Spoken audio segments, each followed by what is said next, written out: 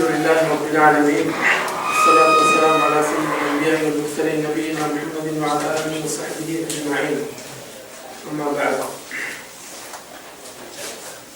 நவீன வியாபார உடன்படிக்கைகள் என்ற தொடர் பாடத்திலே பல வியாபார ஒப்பந்தங்களை நாங்கள் தொடராக பார்த்துக் கொண்டு வந்திருக்கின்றோம். தக்சீத்தை பார்த்திருக்கின்றோம், பார்த்திருக்கின்றோம். கடைசியாக பார்த்தது தவறுகளையும் நாம் பார்த்துருக்கோம். தவறு பல வகைகளையும் நாங்கள் 2 கிளாஸ்ல நாங்கள் பார்க்கணும். அதே மாதிரி இன்றைக்கு நாங்கள் புதிய ஒரு வியாபார முறையை வந்து பார்க்க இருக்கிறோம். அதுதான்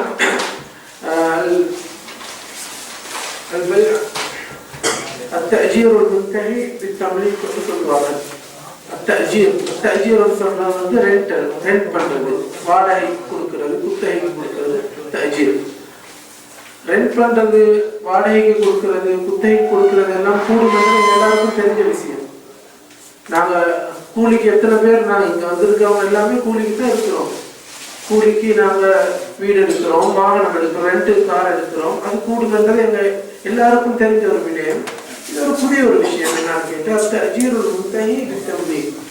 இங்க 2 ஒப்பந்தங்கள் சம்பந்தப்படுது. ரெண்ட் என்று சொல்லப்படக்கூடிய அந்த குத்தகை கொடுக்கிறது அல்லது வாடகை கொடுக்கிறது என்ற ஒரு பகுதியும், அதே மாதிரி அந்த ரெண்டுடைய காலம் முடிவடைகின்ற நேரத்திலே அது ஒரு வியாபார ஒப்பந்தமாக கொடுக்கல் வாங்கலுடைய ஒரு தோற்றமாக அது முடிவடையக்கூடிய ஒரு பாடத்தான் இது. நாம் வந்து அதை தெளிவாக அதனுடைய வரைவிலக்கணத்தை நம்ம பார்க்கிற நேரத்தில் இவருக்கு இன்னும் தெளிவாக புரியும்.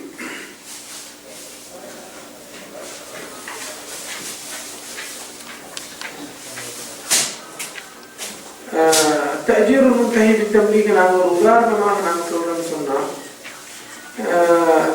அதாவது இன்றைக்கு வங்கிகள் இல்லாட்டி பணத்தோடு சம்பந்தப்படக்கூடிய அந்த நிதி நிறுவனங்கள், அப்போ வந்து இது இன்றைக்கு செய்யக்கூடிய ஒரு முக்கியமான வியாபார முறை தான் இந்த தஅஜீர் முன்தஹி பித்தம்லீக். அப்படின்னு சொன்னா இப்போ ஒரு கஸ்டமர் போவார், போயிட்டு அந்த கஸ்டமர்கிட்ட அதாவது ஒரு வாகனத்தையோ அல்லது ஒரு வீட்டையோ தேவைன்னு சொல்லி அந்த பேங்க்கு கேட்பாரு. அப்ப பேங்க் என்ன செய்யுதுன்னு சொன்னா, நாங்க வந்து ஒரு வீட்டை இல்லாட்டி ஒரு வாகனத்தை வாங்கி உங்களுக்கு ரெண்ட் பண்றோம். அந்த ரெண்ட்டை நீங்க சரியான முறையில நீங்க கட்டி, நீங்க சரியான முறையில நீங்க கட்டி முடிக்கின்ற நேரத்துல அதை நாங்களாக விரும்பி உங்களுக்கு அதை சொந்தமாக்குறோம். எனக்குச்சா? அப்ப இது ஆரம்பத்துல ஒரு ரெண்ட் அடிப்படையில அது அந்த ஒப்பந்தம் நடக்கும். இறுதியாக அது ஒரு வியாபார அடிப்படையில இது முடிவடையும். அதுதான் தஅஜீர் முன்தஹி. முன்தஹின்னு சொன்னா முடிவடைகிற பித்தம்லீக், ஒரு கொடுக்கல் வாங்கலுடன் அது வந்து முடிவடையும். அப்ப இந்த வியாபார முறை ஏன் தோன்றுச்சுன்னு சொன்னா, நாங்க ஆரம்பத்திலே பார்த்த ஒரு வியாபார ஒப்பந்த முறை அது தக்சீத் சொல்லப்படக்கூடிய தவணை அடிப்படையிலே செய்யப்படக்கூடிய வியாபார முறை. அதாவது கேஷுக்கு இல்ல, உடல் காசுக்கு இல்லாம மாசம் மாசம் கட்டுறது. அந்த வியாபார முறையில முக்கியமான நிபந்தனை என்னன்னு சொன்னால், அந்த வியாபார முறை, அந்த வியாபார ஒப்பந்தத்துடைய ஆரம்பத்திலேயே அதாவது அந்த கஸ்டமருக்கு அந்த பொருள் சொந்தமாயிரும்.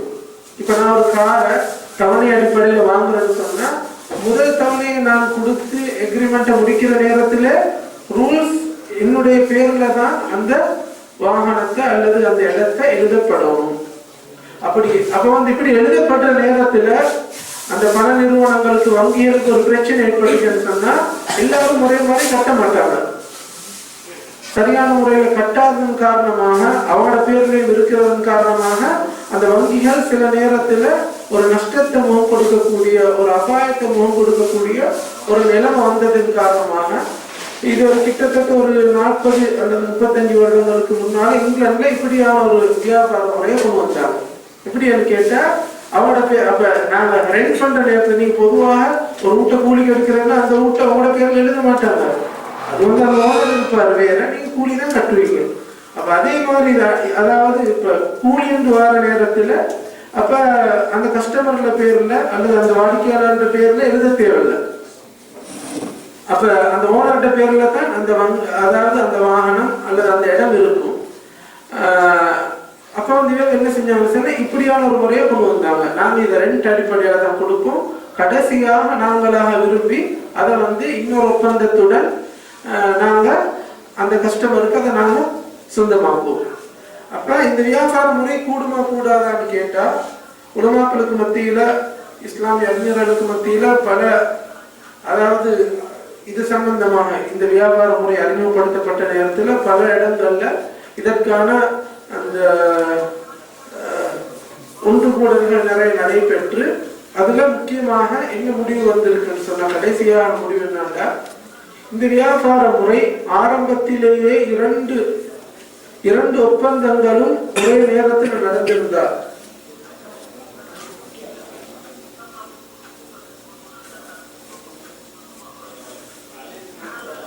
அப்ப வந்து அதாவது நாம் ஏற்கனவே நாம் பார்த்த மாதிரி இரண்டு ஒப்பந்தங்கள் இருக்குது. ஒன்று ரெண்ட் பண்றன்னு சொல்லப்படக்கூடிய வாடகை, அல்ல அடுத்தது வந்து வியாபாரம், கொடுக்கல் வாங்கல். ஒரு ஒப்பந்தத்துடைய ஆரம்பத்திலேயே இது நடைபெற்றால், அப்படி என்ன நீங்க ஒப்பந்தம் பண்ற நேரத்திலே வங்கி சொல்லுது இந்த ரெண்டும் நடக்குது. அப்படி என்றா நீங்க ரெண்ட்ல இதை ஆரம்பிப்பீங்க, இது ஆட்டோமேட்டிக்காக இந்த ஒப்பந்தம் அதாவது ஒரு வியாபாரமாக நீங்க வந்து கடைசி தவணையை கட்டி முடிக்கிற நேரத்துக்கு, கடைசி கூலியை கட்டி முடிக்கிற நேரத்துல கிட்டத்தட்ட அதாவது குறிப்பிட்ட காலம் சொல்லுவாங்க. அது அதாவது ஒவ்வொரு எக்ரிமெண்ட்டையும் வைத்து அது வந்து வித்தியாசப்படும் காலங்கள், 5 வருடங்கள், 3 வருடங்கள். அப்ப நீங்க கடைசி ரெண்டை நீங்க கட்டுற நேரத்துல அதை நாங்க இந்த எக்ரிமெண்ட் அடிப்படையில அது உங்களுக்கே சொந்தமாகிரும். இப்படி எக்ரிமெண்ட் நடந்திருந்தா அது கூடாது. ஏன் கூடாதுன்னு சொன்னா, அங்க 2 ஒப்பந்தங்கள் ஒரே நேரத்துல நடக்குது. அதாவது ரெண்ட் சொல்லப்படக்கூடிய அந்த குத்தகை அல்லது வாடகையுடைய ஒப்பந்தமும் நடக்குது, வியாபாரம் கொடுக்கலாமுடைய ஒப்பந்தமும் நடக்குது. நபிகள் நாயகம் ஸல்லல்லாஹு அலைஹி வஸல்லம் வந்து ஒரு வியாபார ஒப்பந்தத்துல 2 நிபந்தனை வாரது அல்லது 2 ஒப்பந்தங்கள் ஒன்றோடு ஒன்று சேர்ந்து நடக்கிறத நபிகள் நாயகம் ஸல்லல்லாஹு அலைஹி வஸல்லம் தடுத்திருக்கிறாங்க. எனவே அப்படி நடக்கும் என்றால், 2 ஒரே நேரத்துல 2 ஒப்பந்தங்களும் நடக்கும் என்றால் அது கூடாது. ஆனால் இதற்கு மாற்றீடாக என்னன்னு சொன்னா, 2 ஒப்பந்தங்களும் வேறு வேறு நேரத்தில் நடக்குது. அப்படி என்றால் ஆரம்பத்துல அந்த வங்கி அல்லது அந்த நிதி நிறுவனம் வந்து ரெண்ட் அடிப்படையில தான் கொடுப்பாங்க. கொடுத்து போட்டு அவங்க சொல்லுவாங்க, அதாவது ஒரு வாக்குறுதி அளிப்பாங்க, நீங்க கடைசியாக சரியான முறையில கட்டி முடிக்கிற நேரத்துல நாங்களாக விரும்பி உங்களுக்கு அதை சொந்தமாக்குவோம். அது ஒரு ஒப்பந்தம் அல்ல, ஆனா ஒரு வாக்குறுதி. இப்படி அது நடக்கும் என்று சொன்னா அது கூடும் என்று சொல்லி அறிஞர்கள் சொல்றாங்க. ஆனாலும் அது கூடும் என்று சொல்றவங்க பல நிபந்தனைகள் அதுக்கு வச்சிருக்கிறாங்க.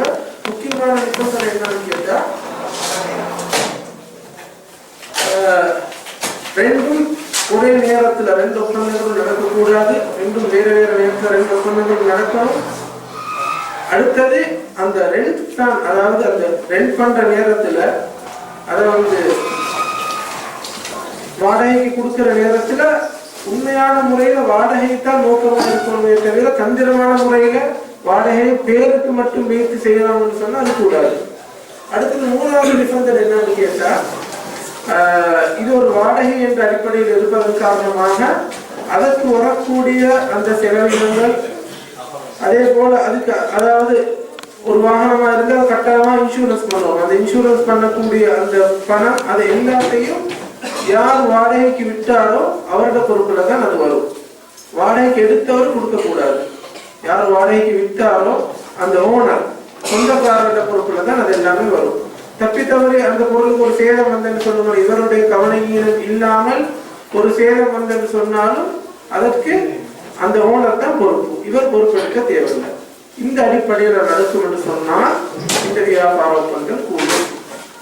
இல்லாமல் 2 ஒப்பந்தங்களும், அதாவது பொய்க்கு அதாவது பேரளவுல ரெண்ட் என்ற பேரை சொல்லிட்டு அதுல உண்மையான முறையில வியாபார ஒப்பந்தம் தான் நடக்கும் என்று சொன்னால் அந்த வியாபார முறை கூடாது.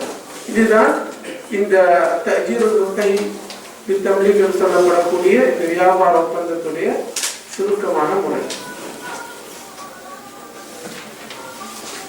هذا والله أعلم. صلى الله وسلم على نبينا محمد.